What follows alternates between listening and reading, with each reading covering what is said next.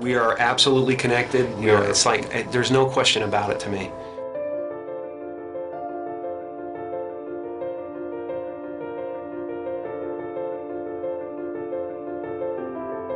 There's no separation. That's been physically proven by science.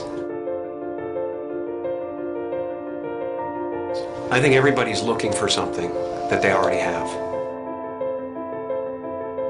I think the reason that we don't notice it is because we are so distracted by the human levels of our experience. Because you might not actually be what you think you are. The fact that we are already enlightened, we're already complete, and it's just realizing that you're complete.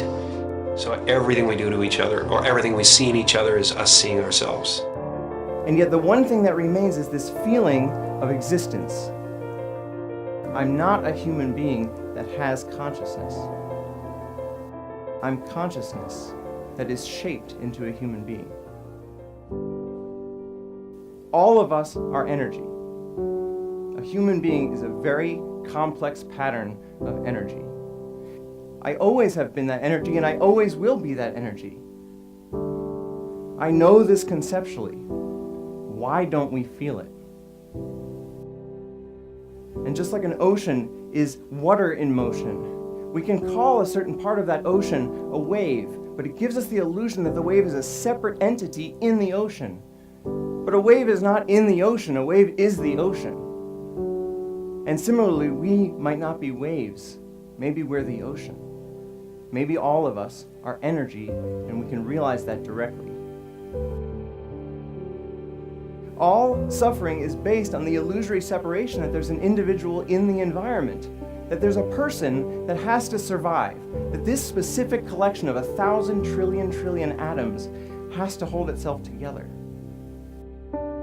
But if I realize directly that I am energy, and I realize that the body and the mind are a temporary manifestation of that energy, then I can fully accept the death of the body and mind as something that does not happen to me, because I was always energy and I always will be.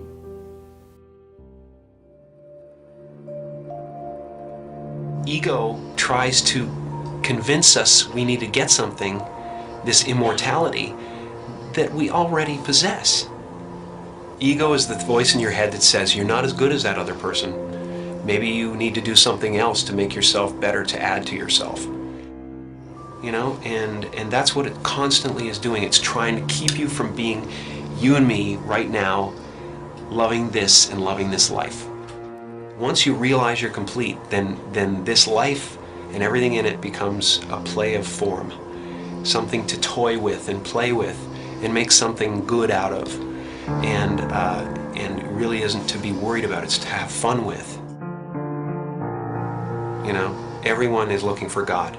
And everyone is God. And that everyone is it. It's just now, what do you want to do? And once you realize that, then there's nothing you need. It's just play. You know, nothing you do is going to add anything to you.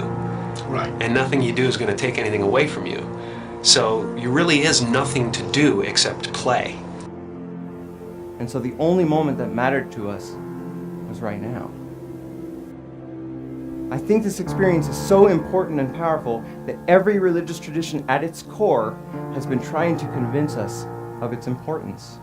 And if it's true, if the true end of all human psychological suffering is actually possible, it is the most important thing science could be studying.